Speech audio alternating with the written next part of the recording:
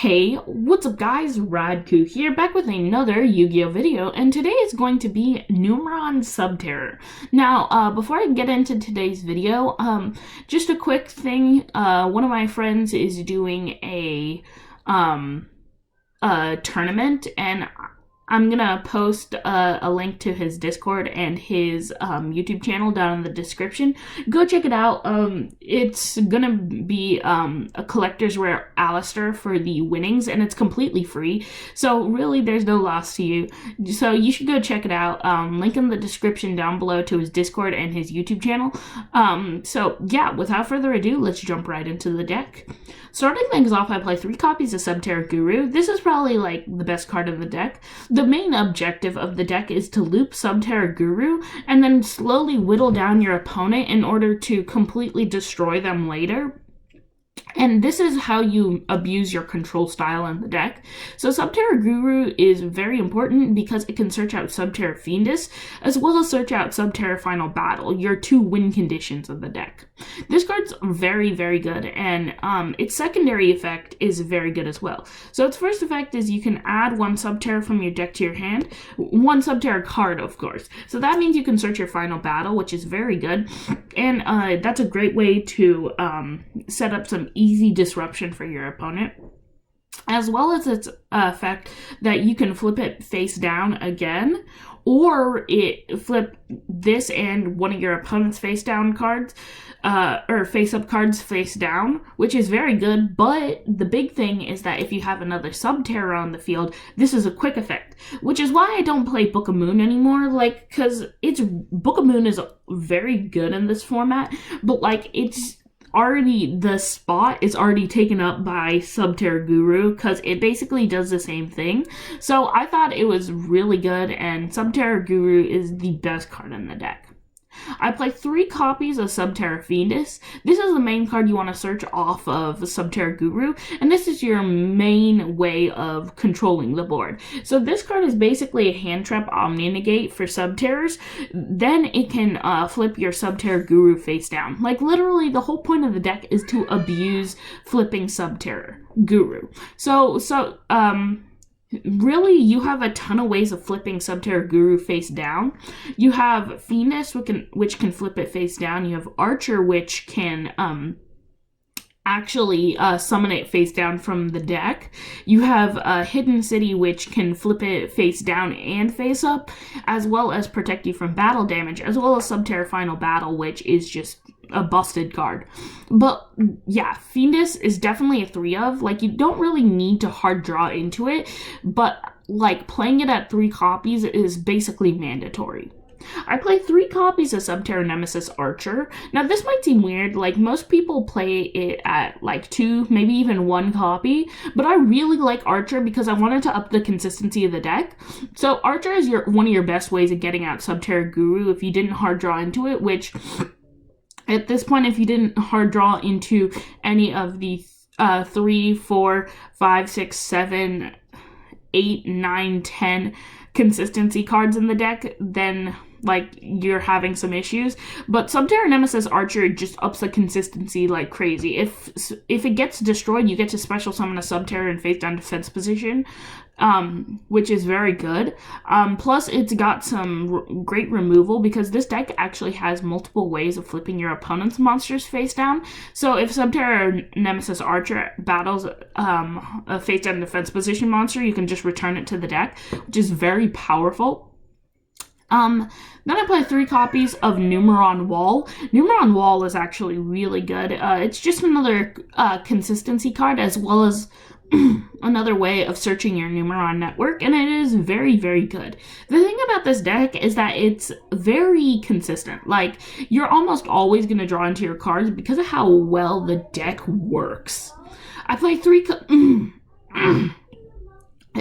copies of Ash, just generic hand trap. It's really good. It counters all decks now. Like, literally, there's not a single deck that Ash Blossom doesn't counter at this point, and it's very good in this format. I play 1 copy of Terraforming, great searcher for your field spells. Considering how many field spells you play, it's very important for the deck.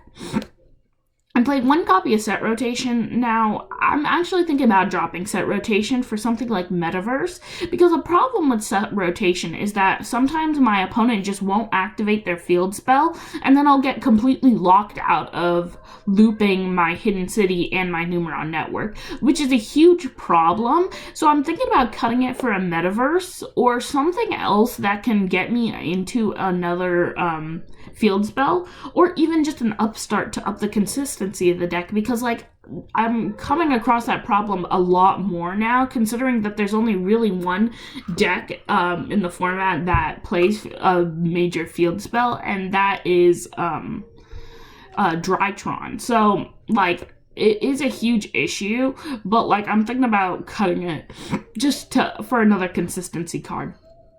I play 3 copies of Hidden City. Hidden City is very, very good for the deck. So, like I said, Hidden City is just a really, really good consistency card.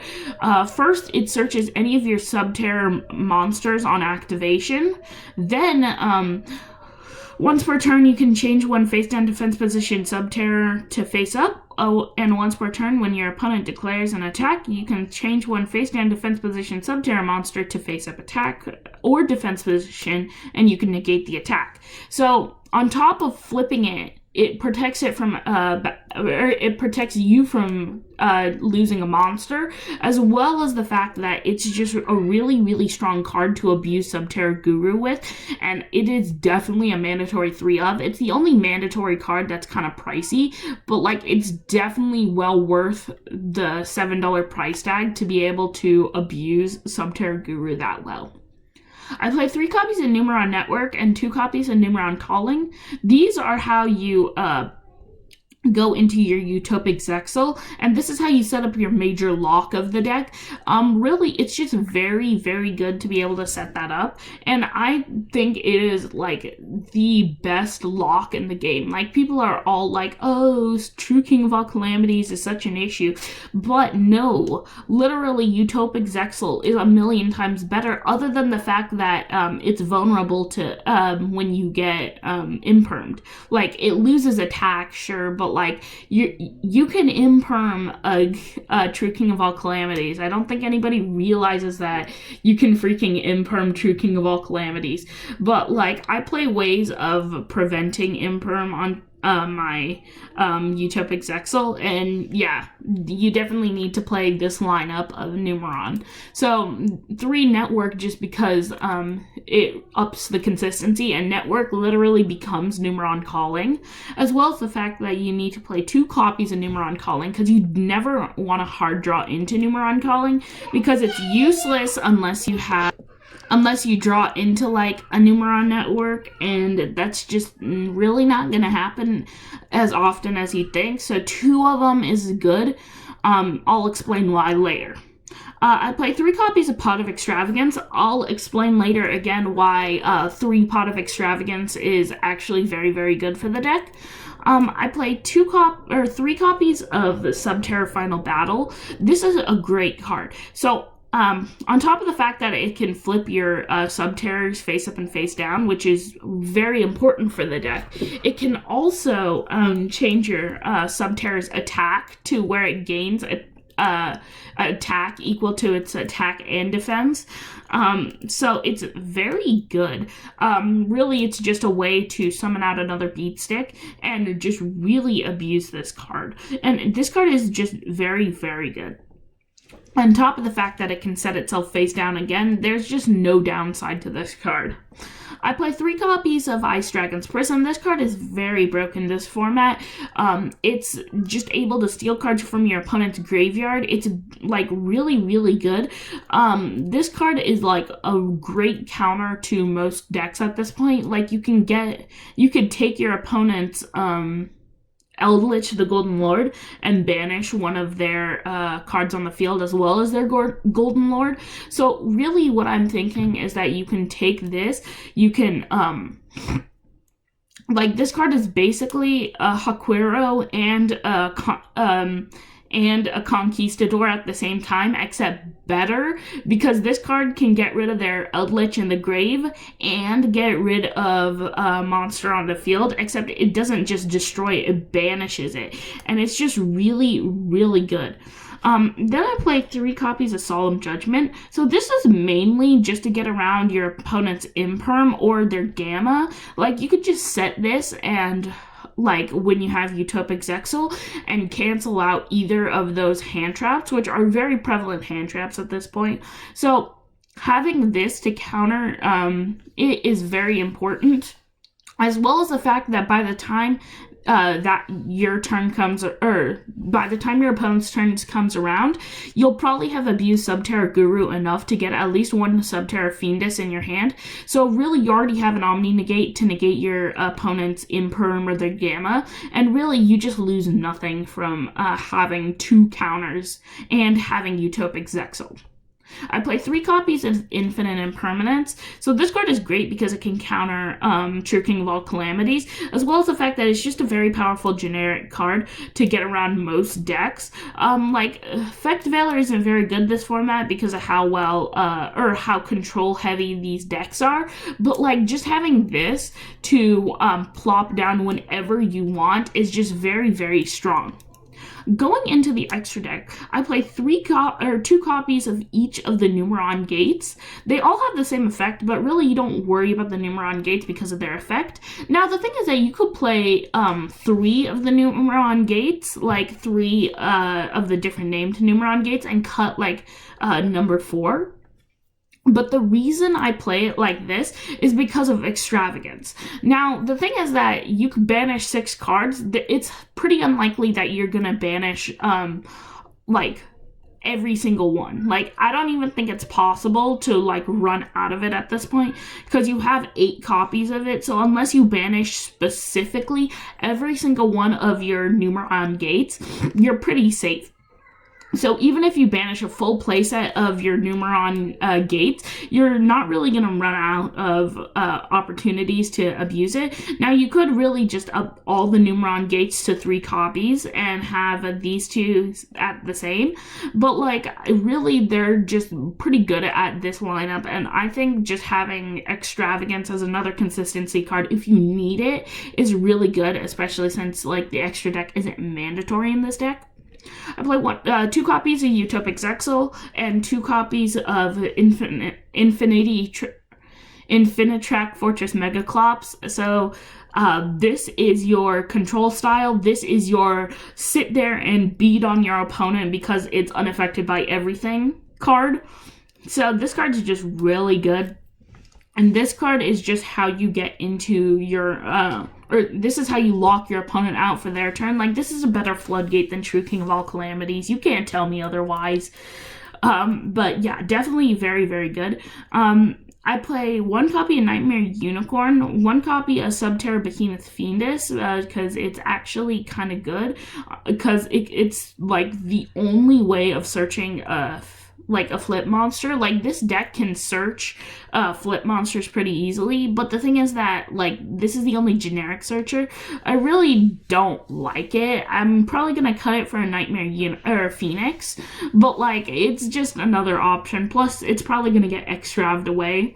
And I play 1 copy of Boral Sword. So the thing is that people don't realize that Numeron Network is a 1-card Boral Sword. And if it's like later in the game and you're like grinding out for time at that point, you can pretty easily use Boral Sword to OTK your opponent and just wipe them off the face of the planet. And, like, this is just a really good OTK option for later in the game when you're struggling. So going into the extra deck, or the side deck, I play 3 copies of Lightning Storm. This will always be a great card no matter what. Like, it counters every single deck, and most decks can't stop it. Like, it's a very powerful card. It counters, again, most decks, and it's just very good. I play 3 copies of Ghost Bell and Haunted Mansion. Literally almost every single deck in the format has graveyard effects, whether it be Virtual World, Eldritch, which those are like the 2 best decks of the format. Like, most of them have graveyard effects, so this just makes Ghost Bell and Haunted Mansion that much better this format. I play 3 copies of Joel Unlock Bird. This card's very, very good against Virtual World, and I play 3 Mind Drain. So what you're going to want to do is you're going to need to use Mind Drain and Joel Unlock Bird together. So when your opponent searches something, you trigger Joel Unlock Bird, then you can activate Mind Drain for the Virtual World matchup. It completely locks them out of searching, as well as the fact that it locks them out of activating their Virtual World cards. As well as the fact that this is a great counter for hand traps, even though this deck really doesn't play a ton during your opponent's turn, it's still pretty good. I play 3 copies of Artifact Delancia. Just the ability to not banish cards is a great counter to Eldritch, and it's just very, very good, this format. And then rounding off the side deck, I play 3 copies of Mind Drain. This is the best counter to Virtual World. You can't change my mind about it. I don't know why it isn't side decked anymore than it currently is. Like, only a few people are playing Mind Drain in the side deck, and this card is just so busted against V-World.